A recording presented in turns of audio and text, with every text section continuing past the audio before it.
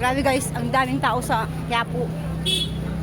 So nakalayas ako ngayon, no. So, malis lang ako saglit. Tapos ng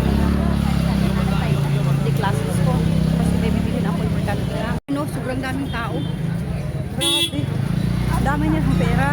Alam kung anong ganap ngayon. Bakit ang daming tao talaga dito sa New Road? Sobrang dami.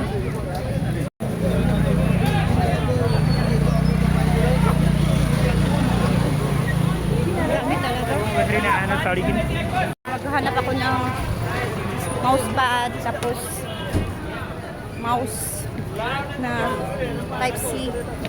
Tapos maghanap ako multi-plug, maghanap ako ng laptop cover. Lumayas ako. Hindi masyadong marami. Ayan, at least kahit paano, di ba? Parang Quiapo, di ba? Ayan. Tingnan niyo, eh. Dito makahinga ka na. May madadaanan na.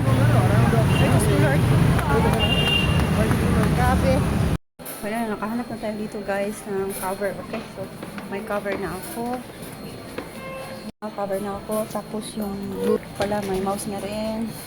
Nahulog yung laptop ko guys. Buti na lang hindi nabasa. Kaluka na to. So, I have this wireless. Bago to. Ganitong wireless na mouse. So I've got this. This is the newest mouse. Wireless mouse. And it can also be USB. It can also be wireless. So it's nice. Tapos may magnet siya. So hindi na tayo maila dito.